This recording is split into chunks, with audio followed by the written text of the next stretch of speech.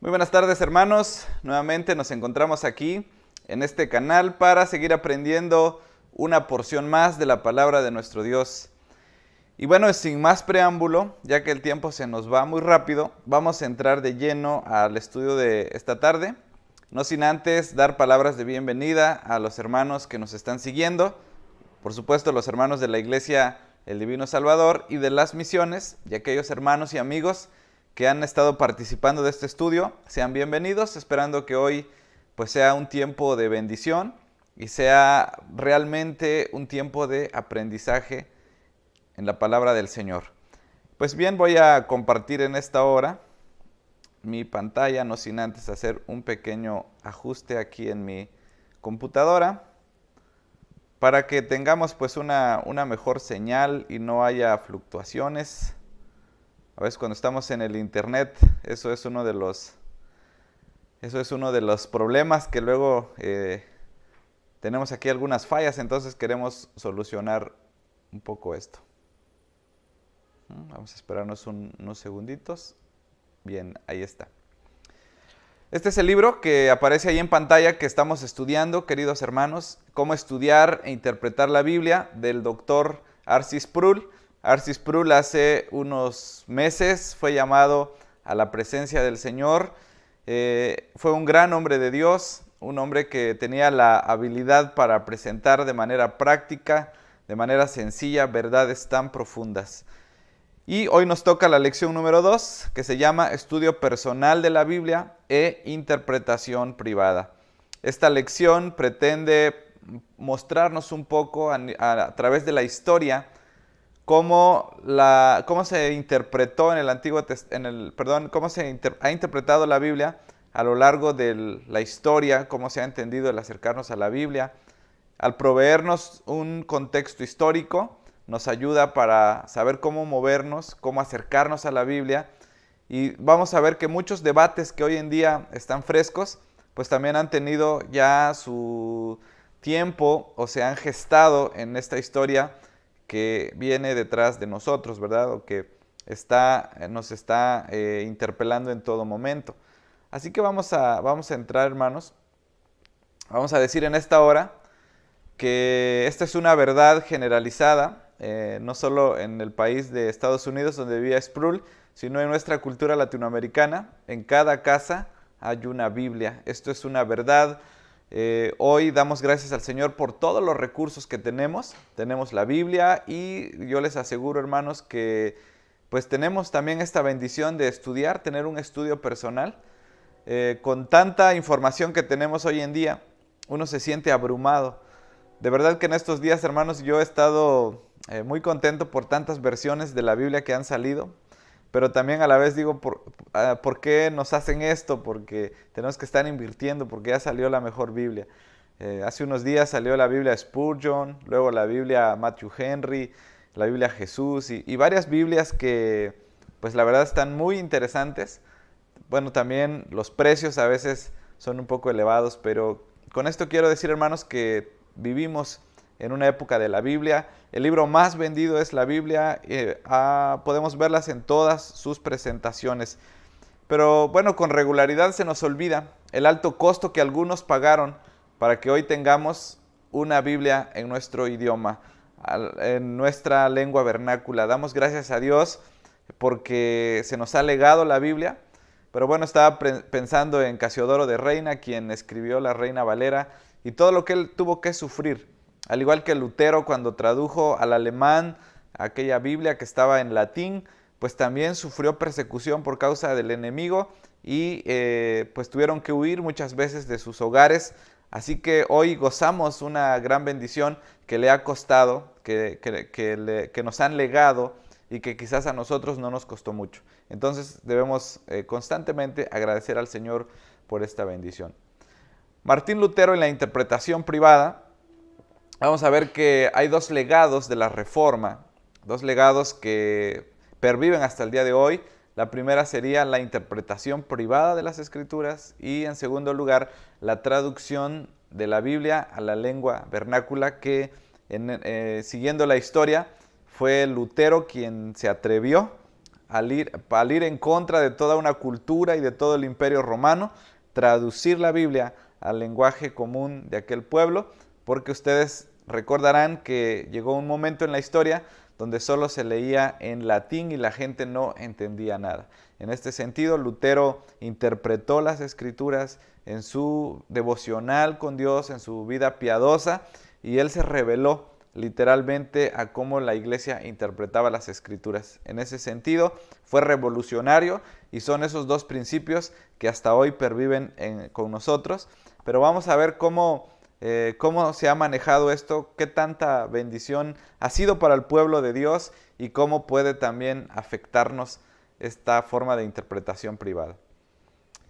Ya es conocida, ¿verdad?, por todos la famosa frase que se le atribuye a Lutero cuando fue llevado ante las autoridades romanas, quienes le exigían que pues abandonara sus tesis que había clavado en el castillo de Wittenberg, y pues le daban a Lutero la oportunidad de pues rechazar estas doctrinas que él había escrito, y bueno, casi le daban el perdón. Pero Lutero dijo esta frase: a no ser que yo esté convencido por la Sagrada Escritura o por razón evidente, no puedo retractarme. Y entonces le hicieron la última pregunta, si él se retractaba de todo esto, y él dijo: no me retracto, Dios me ayude. Este hombre estaba convencido, ¿verdad?, porque Dios había hablado a su vida, había hablado a su conciencia, y pues él tenía quizás temor también en ocasiones de estar equivocado, pero aún así él confió en la guía del Espíritu Santo, confió en que lo que había encontrado en la palabra iba en contra de todo aquel sistema y aquella forma de entender la vida cristiana. Y entonces queda esa célebre frase que pues se ha inmortalizado y que nos habla un poco de las convicciones y de la teología de este gran personaje. Lutero se había atrevido a interpretar las Escrituras de manera contraria a los papas y a los concilios. De ahí entendemos entonces lo que se conoce como la interpretación privada de las Escrituras. Cómo el Espíritu Santo puede descender a la vida de un cristiano, iluminarlo y guiarle a interpretar las verdades de la palabra. Este principio nació entonces con esta práctica de Martín Lutero.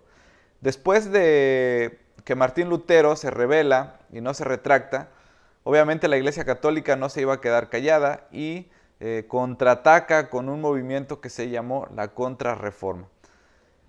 Bueno, la Contrarreforma tenía el propósito de frenar lo que ya se había comenzado con Lutero y con los demás reformadores y los grupos reformistas que habían ya abandonado la Iglesia Católica y ahora estaban pues enseñando, ¿verdad?, la palabra del Señor. La Contrarreforma condenó la interpretación privada de la Biblia, no estuvo de acuerdo en que personas comunes, que laicos tomaran la Escritura y la interpretaran a su favor. Los concilios que vinieron después de la Contrarreforma, pues básicamente decían que es responsabilidad del magisterio de la Iglesia interpretar las Escrituras y declarar su significado. No aceptaron que Lutero pues fuera en contra de estas enseñanzas de los papas, incluso pues llegó a ser un hereje y muchos fueron perseguidos por enseñar algo contrario a lo que decía el magisterio de la Iglesia. Ahora, los reformadores no propusieron un desenfreno, ni tampoco dijeron que los individuos tienen el derecho de interpretar de manera antojadiza ni caprichosa las Escrituras. La Contrarreforma pues malentendió el punto de partida de los reformadores. Ellos decían que estos hombres pues alborotaban al pueblo a leer la Escritura y torcerla y trastornarla, ¿verdad?, para sus propios beneficios. Pero si entendemos el contexto histórico, los reformadores no tenían ese propósito. Ellos estaban en contra de que fuera el magisterio de la Iglesia quien dictara la verdad de la palabra. Ellos estaban proponiendo que Dios puede usar la vida de una persona, pero no estaban diciendo que las personas piadosas iban a sacar cualquier conclusión de la Escritura.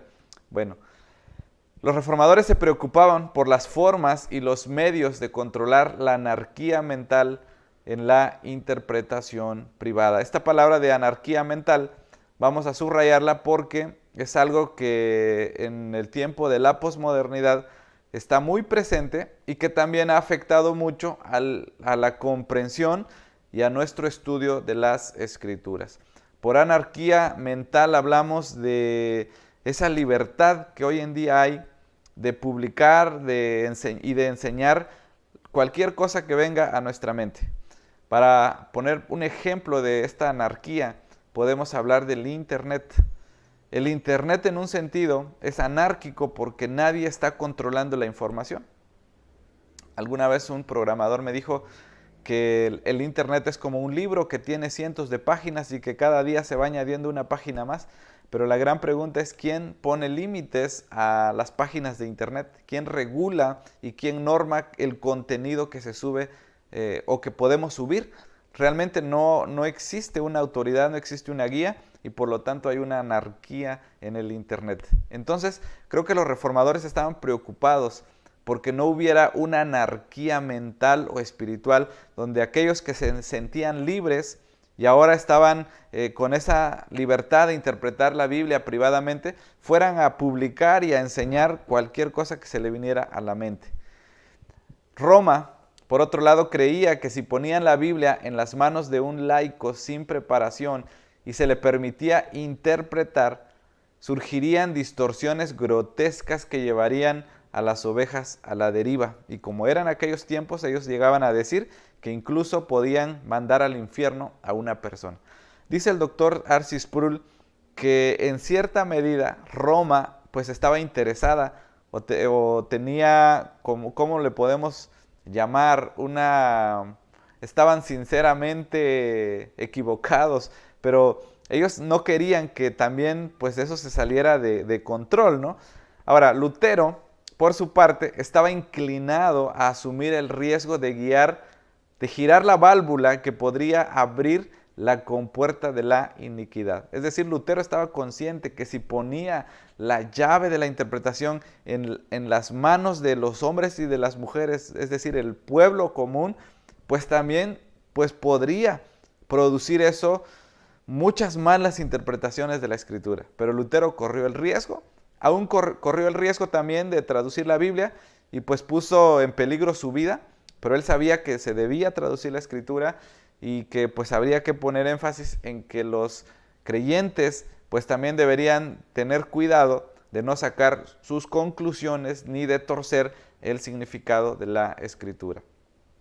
Por otro lado, los reformadores reconocieron que en el Antiguo y Nuevo Testamento había un lugar significativo para el rabí, para el escriba y el ministerio de la enseñanza. Debemos aquí, hermanos, vamos a hablar un poquito más adelante, de un equilibrio que debemos establecer como creyentes.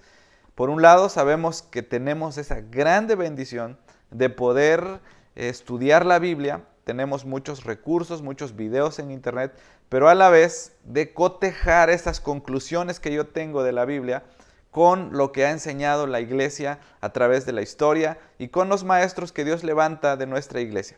Bien, estamos convencidos por el Nuevo Testamento que uno de los dones con que Dios bendice a la iglesia es con maestros o con pastores que enseñan y que han sido llamados para este ministerio primordial de enseñar las Escrituras. Entonces, el hecho de que los maestros debieran ser conocedores de lenguas antiguas, historia y análisis literario es aún un factor importante en la iglesia cristiana. De ahí, hermanos, la importancia que haya una excelente educación con maestros preparados que puedan responder a las preguntas y a las dudas de los miembros y que puedan esclarecer aquellas verdades que quizás no han quedado muy claras. Así que, hermanos, necesitamos a los maestros. Gloria a Dios por lo que nos legó la Reforma de poder interpretar la Escritura y de que cada uno pudiera tener la guía del Espíritu Santo para llegar a conclusiones verídicas de la palabra, pero debemos también estar conscientes del peligro que esto puede generar. Y hoy al final vamos a ver cómo esta forma de entender la Biblia y la vida cristiana, pues hoy en día ha traído muchos problemas por todos los grupos que se están formando y porque cada rato sale una persona diciendo que es un maestro. Entramos entonces ahora, hermanos, al tema de la objetividad y la subjetividad. Estas dos formas de interpretar no solo la Biblia, sino la realidad o la cultura, están en constante lucha y debemos nosotros como creyentes llegar a ser objetivos. Luego decimos vulgarmente o en el hablar diario, es que está siendo muy subjetivo. Eso quiere decir que estoy respondiendo meramente desde mi propia interpretación, desde cómo yo pienso, o luego decimos es que yo así lo siento o tengo esta corazonada. Y muchas veces puede llegar el punto en nuestra vida en que muchas de nuestras enseñanzas o nuestras creencias puedan ser meramente subjetivas y no objetivas. Por otro lado, los reformadores, todos en cierto sentido decían, somos llamados a ser como Cristo para nuestro prójimo. Pero esto no significa que la iglesia no tenga supervisores o maestros. Estamos de acuerdo entonces con los reformadores que seguimos creyendo que Dios levanta maestros, hombres y mujeres preparados y preparadas para transmitir la palabra del Señor. Esto lo hemos visto, hermanos, y lo reconocemos. La iglesia reconoce el magisterio, ¿verdad? Reconoce la enseñanza de sus líderes. Y a veces decimos, este hombre Dios lo usa, esta mujer Dios lo usa, habla verdad, porque es el don que Dios le ha dado. Si bien todos tenemos el privilegio de enseñar hoy en día, debemos siempre estar alertas de lo que vamos a decir. Entonces hay un peligro latente en cada cristiano y en cada iglesia, que podemos interpretar la Biblia de manera subjetiva. Es decir, esa es tu interpretación, decimos a veces, y está bien para ti. No estoy de acuerdo, pero mi interpretación es igualmente válida. Esto es un poco de relativismo y del peligro que el subjetivismo puede llegar o llevar, a la mente de las personas de este tiempo. Como cada uno lee la Biblia y todos tenemos esa bendición de hacerlo en casa, puede llegar el momento en que podamos decir, es que esa es tu interpretación y está bien para ti porque es tu verdad. Caemos en el relativismo que hablábamos hace unos días. Alguien me puede decir, pastor, es que tu visión de la vida es muy diferente porque tú creciste en el estado de Chiapas. Pero yo vivo en Veracruz y mi forma de interpretar la Biblia o la vida es totalmente distinta. No estoy de acuerdo contigo.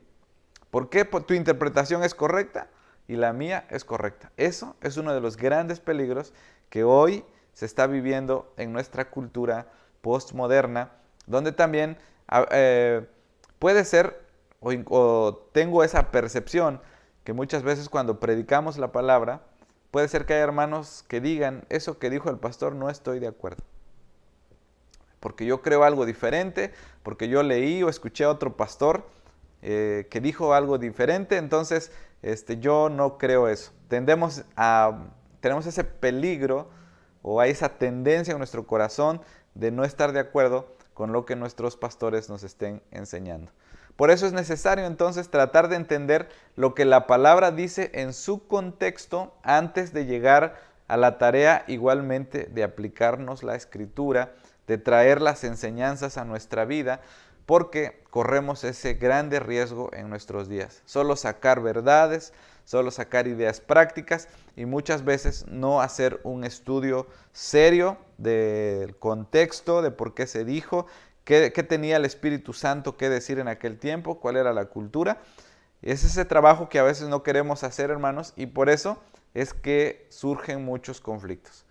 Yo puedo decirles que yo comencé muy joven en el ministerio y pues me tocaba tratar asuntos con los líderes, con consistorios y con directivas de iglesias, con diáconos. Y hay un gran peligro que muchas veces no concordábamos.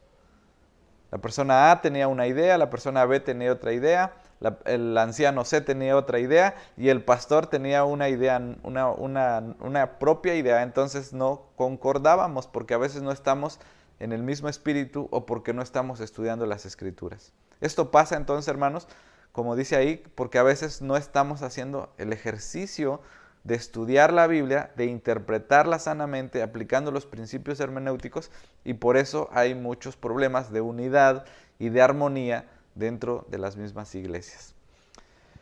La aplicación de un texto bíblico a mi vida puede traer consigo fuertes alusiones subjetivas. Y eso es un gran peligro, y hay un foquito que se prende, ¿sí? Cada vez, hermano, que tengas tu devocional, que abras la Biblia, estamos seguros que Dios te va a hablar, que traerá revelación nueva y fresca a tu vida. Pero también debes estar consciente de este peligro que hay en nuestro corazón, porque ninguno es perfecto a la hora de interpretar. Todos tenemos cierto conocimiento, tenemos ciertos prejuicios, cierta teología que nos han ido enseñando, y entonces podemos ir sacando conclusiones que realmente no estén basadas en la palabra del Señor. Entonces debemos establecernos metas sólidas que van a guiar nuestra forma de interpretar la Escritura. Necesitamos reglas que nos sean comunes en mi caso y en tu caso, para que entonces pues nos confluyamos en las conclusiones adecuadas, en lo que el texto me quiere decir a mí y en lo que el texto te dice a ti por la guía del Espíritu Santo. Entonces hay dos palabras que vamos a entender que son un poco técnicas, pero que debemos aprender a manejarlas ya.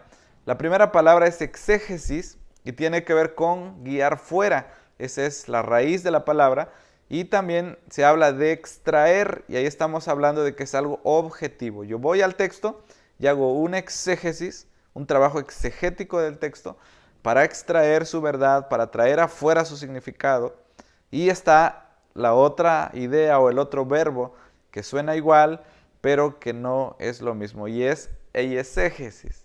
Eisegesis es hacia adentro, o es meter conceptos a la Biblia, y eso es algo ya subjetivo. Entonces, cuando una persona se acerca a la Biblia, tiene dos opciones. Una es que va a hacer una excelente exégesis. Aquí tengo el libro del Dr. Sproul. ¿Ya? Vamos a suponer que esta es una Biblia y que yo me acerco a la Biblia, pero a mí no me gusta la exégesis porque es cansada, porque tengo que comparar versiones, por qué lo dijo el autor, qué raíz utilizó, qué contexto histórico estaban viviendo. Entonces yo me apresuro para tomar algunos ejemplos prácticos para mi vida. Entonces estoy haciendo una exégesis. Y hermanos amados de mi corazón, yo quiero decirles que ustedes tienen que aprender a observar y darse cuenta cuando una enseñanza no pasó por una exégesis, no hay un estudio serio y comprometido de la palabra del Señor. Lamentablemente, hermanos, hay muchas predicaciones que son subjetivas, que tocan el texto, pero que nunca lo explican. Me ha tocado ver personas que suben al púlpito, abren la Escritura, leen un texto y jamás vuelven a tocar la Biblia, porque solo usaron la palabra como un pretexto o como una base para decir cualquier tipo de cosas. Somos llamados, pues, hermanos, a desarrollar un oído exegético, un oído expositivo, como recién hablábamos en las series que hemos estado hablando. Es tarea del pastor y del maestro presentar alimento sólido, una tarea exegética y hermenéutica concisa, pero el oyente también ha de ser entrenado y disciplinado para poder alimentarse de esa palabra de Dios. Me ha tocado ver también, hermanos, en mi experiencia como pastor, que cuando empezamos a predicar con un poco más de exégesis, con un poco más de hermenéutica, vemos una que otra cabecita agacharse o moverse por el sueño, porque nos atrae más una predicación vivaz, una predicación de ilustraciones, de emociones, de pasión. Y por eso yo he dicho en otras ocasiones que cuando yo les pregunto a las personas cuál ha sido su sermón preferido, tienen a sus gentes preferidas y a sus expositores preferidos, pero la mayoría son asuntos temáticos. Me contaron una historia muy padre, una anécdota muy bonita. Y no que no sea parte del sermón una anécdota, pero debemos aprender, hermanos, a darnos cuenta cuando hay una preparación seria en el estudio de la palabra de nuestro Dios. Entonces, si has leído, si eres de estas personas que vive en esta cultura del subjetivismo y del tiempo de la interpretación privada, yo quiero pedirte que analices tus posturas bíblicas, no vayan a ser puras creencias subjetivas. No vayan a ser que estés equivocado o que estés sinceramente equivocado, pensando que que realmente estás cumpliendo la voluntad de Dios cuando estás totalmente equivocado. A mí me ha espantado mucho cuando leo a los fariseos del tiempo de Jesús que crucificaron a Jesús pensando que estaban cumpliendo su voluntad, pensando que estaban interpretando correctamente la ley de Moisés. Y yo creo, hermanos, que ha llegado el momento pues de analizar lo que creemos de la iglesia, lo que creemos de la vida pastoral, lo que creemos de la vida cristiana, de los frutos, de los dones, de la vida de santidad. Todos esos temas que han de pasar revista y que deben soportar un escrutinio de la Escritura, porque si no soportan el peso de la exégesis, del estudio profundo de la Escritura, deberíamos abandonar nuestros conceptos. No importa que tú lo creas o que alguien te lo haya enseñado así, si no soporta una correcta interpretación, entonces debemos pedir humildad al Espíritu Santo para abandonar algunos puntos de vista.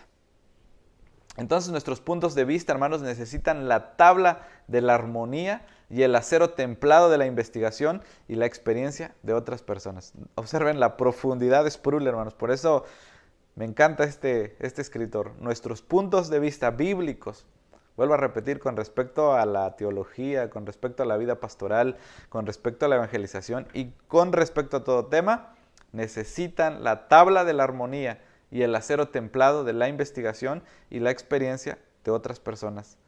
Es decir, cuando yo ya estudié un pasaje de la Biblia, hice la exégesis, me acerqué al texto, también debo preguntar qué pensaba Calvino de ese pasaje, qué pensaba Lutero, qué pensó Berkhof, qué pensó Matthew Henry y todos esos hombres que pues también nos dan luz y nos van a ayudar a interpretar la palabra de Dios. Bueno, ¿cuál es el papel del maestro? Los reformadores tenían una estructura en su iglesia que ayudaba un poco a la enseñanza de la Escritura. Ellos tenían dos tipos de ancianos o de pastores. Estaba el anciano docente o el pastor docente y el presbítero gobernante. Este modelo todavía es común en algunas iglesias de Europa que abrazan el sistema presbiteriano, ¿verdad?, de gobierno. Tienen pastores docentes, es decir, hombres que están dedicados a la enseñanza. Él solo se va a dedicar al estudio del griego, del hebreo, de la historia, de la exégesis, de la hermenéutica. Esa va a ser su tarea. Mientras que hay otro grupo de pastores dentro de la iglesia que están dedicados a la administración, a la consejería, al ofrecer los sacramentos, al ministrar a los enfermos.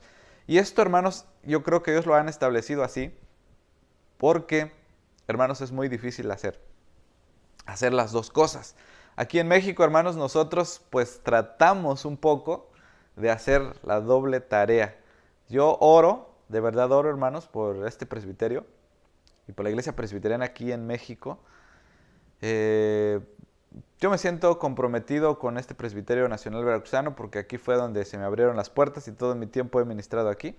Y oro que Dios me permita estar en una iglesia en un futuro. No sé qué iglesia vaya a ser, donde podamos tener 2 o 3 pastores, que estemos dedicados a actividades propias de la iglesia. Cuando iglesias lo han hecho así, porque hay modelos de iglesias aquí en nuestro país que tienen 2 o 3 pastores, se ve inmediatamente el crecimiento en todos los sentidos de la iglesia. Así que oremos, hermanos, para que Dios abra nuestro entendimiento y nuestra comprensión, para que podamos realmente, hermanos, si de verdad amamos la Escritura y amamos la enseñanza de la Escritura, tener hombres preparados que se dediquen 100% a la enseñanza de la palabra y hombres 100% que estén dedicados a la pastoral, a la consejería y a la administración de la iglesia. ¿Tú no anhelas una iglesia así, hermano? Yo creo que sí, porque sería una iglesia nutrida, una iglesia sólida, una iglesia que no esté carente.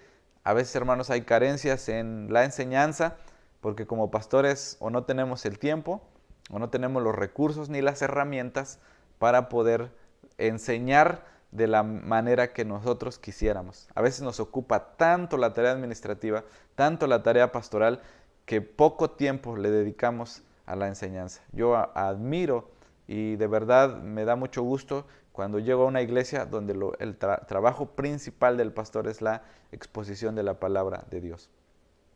Bueno, debemos buscar un equilibrio, ya vamos cerrando esto, entre el estudio privado de las Escrituras y la interpretación de los maestros de la iglesia. Voy a ver si tengo otra presentación. Sí. Bueno, entonces también es necesario, pues, decían los reformadores, una preparación adecuada de los maestros en teología, en historia, en Biblia, porque dice Sproul que una de las amenazas más atrayentes para Israel eran los falsos maestros. A veces pensamos que era la idolatría, pero no.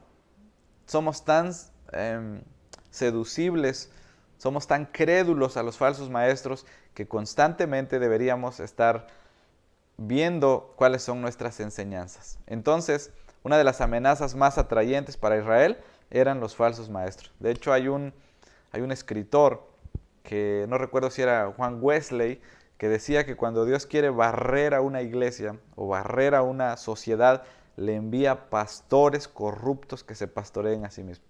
Pero cuando Dios quiere bendecir a una nación y quiere bendecir a una iglesia, manda hombres conforme a su corazón. Y es lo que dice Sproul. Una de las mayores bendiciones para Israel fueron los profetas que enseñaban los caminos de Dios. Así que, amados hermanos, con esta presentación y con esta última diapositiva, vamos a terminar. Esperando pues que estas dos lecciones hayan puesto ya el contexto para que vayamos ahora sí teniendo ideas claves para poder interpretar las Escrituras. Quiero leer rapidito un poquito sobre la lección número 3. Ya propiamente vamos a entrar en la hermenéutica, vamos a ver la analogía de la fe, vamos a ver interpretando la Biblia literalmente, la interpretación literal y el análisis literario, cómo acercarnos a la Biblia como literatura, el problema de la metáfora, la cuadrígula medieval, el método gramático histórico, la crítica del origen, paternidad literaria y fechado, errores gramaticales. Ese sería el capítulo número 3 de este libro. Así que pues yo quiero animarte a que continúes. Cualquier duda que tengas, pues platícalo con nosotros para que pues vayamos creciendo, hermanos, en el conocimiento de la palabra de Dios. Pues vamos a orar. Quiero invitarte a que oremos y que pidamos para que haya un avivamiento, para que haya un redescubrir de estas verdades de la palabra y nos lleven de vuelta a aquel Dios que vive y que permanece para siempre. Vamos a orar. Padre, te damos gracias por tu palabra. Gracias, Señor, por hombres y mujeres que dieron su vida para que hoy podamos tener la Escritura en nuestras manos. Gracias, Padre, te damos y yo te ruego, Señor, que nos des sabiduría y que nos des inteligencia para que no interpretemos subjetivamente tu palabra. Gracias por los maestros, gracias por tu Santo Espíritu y por todos los recursos que hoy tenemos para hacer correctas interpretaciones. Danos la mansedumbre y la humildad para abandonar aquellos puntos de vista que no resisten un estudio serio de tu palabra. Danos humildad, danos sabiduría, te lo pedimos en el nombre de Jesús. Amén. Bien, hermanos, hasta aquí hemos llegado. Te espero en la siguiente entrega de este estudio que estamos llevando.